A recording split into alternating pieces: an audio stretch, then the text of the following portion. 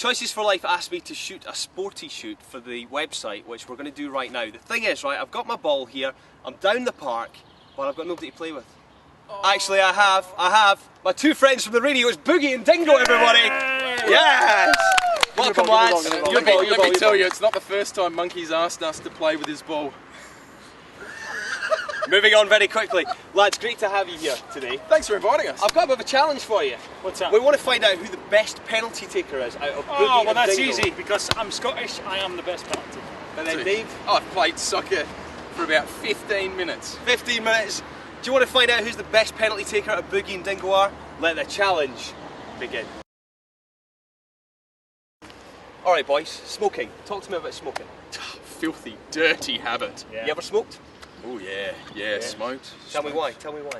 I'm probably different to Boogs. I smoked because the cool kids were smoking. I was full peer group pressure. The cool kids? I wanted to hang out with the dudes that were smoking, and I smoked because of them. And I remember his name was Dave Nolan, and he ruined 15 years of my life smoking. I don't smoke anymore. Yeah. I mean, because, mate, if you smoke, you're an idiot. Smoking kills you. It's a simple fact. You smoke, you don't get oxygen to your body. And look at the old people smoking now. Do they look healthy? Nah. But they're still smoking. True. So pretty much the same, just at school, you know, everybody was doing it at school, and you kind of felt if you wanted to fit in, you had to join in.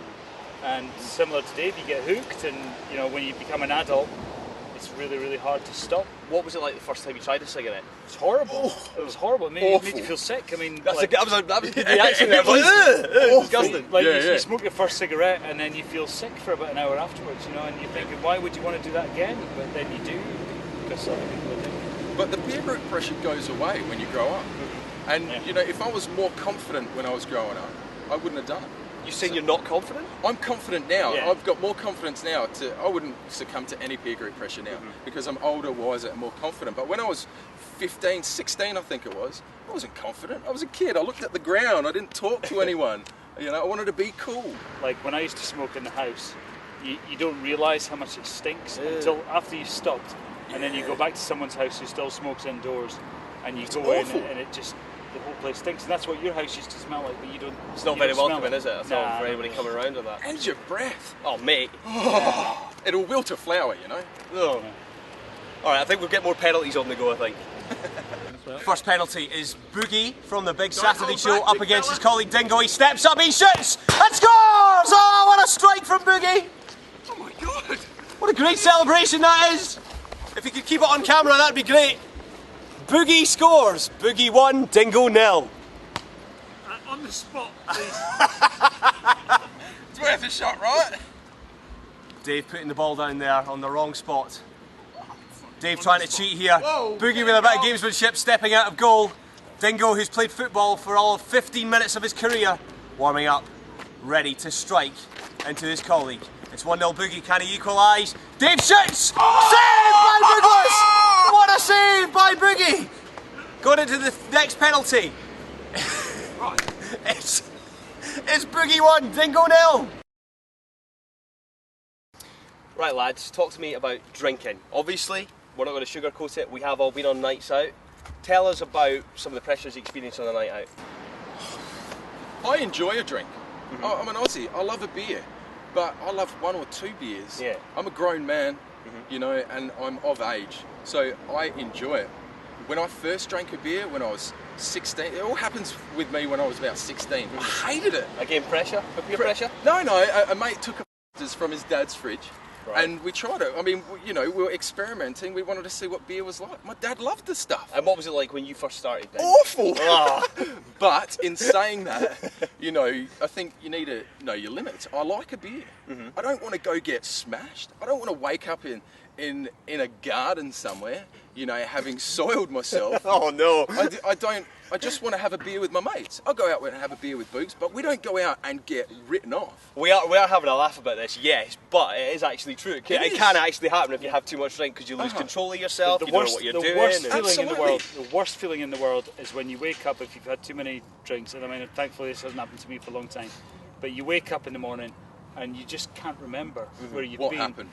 You know, you feel awful anyway, but you also get this huge, horrible, guilty feeling inside. So you wake up with the fear. Yeah, and you're like, What have I done? Tell us what the fear's all about. Well, the fear is you think, oh my God, that girl that I like, what did I say to her last night? And you Oh, can't no. remember, and you think, well, that's it, you've blown your chances. Or, you know, maybe you said something inappropriate, or you ended up, you know, You've been walking an through idiot. somebody's garden, you know, making a messy or whatever. And then you've got Facebook and all that as well, obviously. You know, everything's you've got on photos phones up there now. and you're like, I don't remember that. You know, the video can be online before you wake up, so... It's nothing worse than one of your mates getting that hammered that he causes fights and arguments and ruins a whole night before it begins. When you just settle down, have a couple of easy drinks, when you're allowed to, Yeah. and it all goes to plan. It's a fun event, you know. So be sociable when you're 18 and be sociable, but Yeah, you know, yeah. don't go too far with There's it. nothing cool about being underage, getting hammered, and acting like an idiot in the park. Yeah. What's cool about that? Because then you got people at school on Monday talking about you as well. You've seen the TV adverts and Absolutely, stuff. man. There's nothing right. That's not a career path. It's nowhere in life that's going to get you to a good end goal. So be sensible is what you're saying then. Absolutely. Back to the penalties we go. Boogie spots the ball. The drama here at the park. Dave doing the fittest thing he's ever done. Boogie steps up and scores! What a goal! Look at that, what a strike. Takes it with aplomb. Dave couldn't get down low to his right to save that penalty. It's Boogie 2. Dingo nil. Dingo scores! It's 2-1! It's 2-1! Sensational stuff here down at the park. Right, lads, talk to me about drugs. Now, obviously, squeaky clean on the radio, as we all are. Yep. You know, if we got caught taking drugs, that would be our career finished. Talk to me about drugs. Have you ever been offered drugs at all? Yeah, loads of times, All you know, the time. in various different situations. We've been abroad. We we've host a lot of parties with Yeah. a lot of Parties. people. And there's all sorts yeah, we going have. on. But do you know what? Honestly, hand on heart, I can honestly say I've never done any illegal drugs. I think partly because I'm kind of a bit scared too, you know, because you hear about people who take things for the first time, and you know, people die, and that scares the living daylights out of me. Even legal highs and stuff like Yeah, earlier in the year at and- Rockness, we had someone dying who went up for a good weekend up in Yeah. Rockness. But So I mean, you know, we've been offered, you know, you go to parties, been offered like some cocaine or like a joint of marijuana, whatever, or dope, whatever you want to call it, and it's, you know, again, if other people are doing it, it can be quite hard to say no. But actually, the next day when you wake up and you feel okay, you're gonna think that's the best thing to do. so you got your sort of sensible head on then. when you're out. Absolutely, man. Because again, Dave, I mean, say you did take drugs, what would happen Yeah. to your career as a radio DJ Dude, personality? do you know, the career comes second. Bar that ending, my wife would leave me. I'd lose my daughter and my wife straight away without a word of a lie. And Yeah. with that goes my house, my car, she'd take my dog, my career would go down the pan. I obviously wouldn't have a car to drive around in. I'd be stuck in a country I wouldn't want to be in. I mean, I could go on. You know, drugs would So end it your could life. potentially wreck your whole life then, is No, what you're telling us. Yeah, and the health implications. Yeah, absolutely. These drugs aren't made in like the chemist sort of drugs, like Yeah. a headache tablet that you buy a prescription.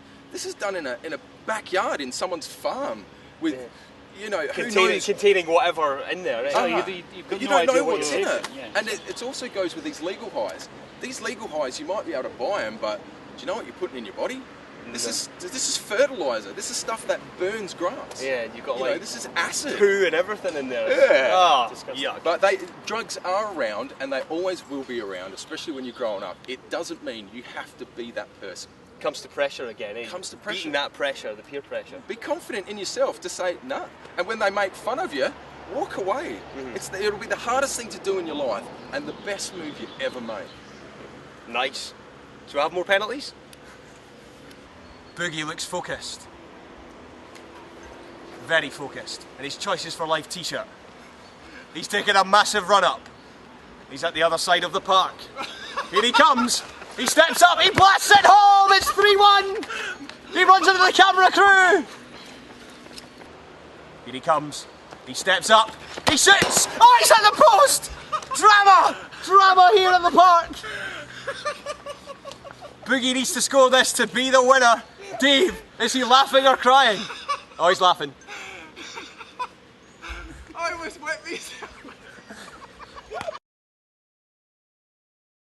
Right, lads, let's move away from the drugs and the alcohol and the smoking. Tell us about positive stuff that you've done in your life. Obviously, radio DJs now, very successful. But what did you get up to in your teen years and stuff, as well as having your radio interests there?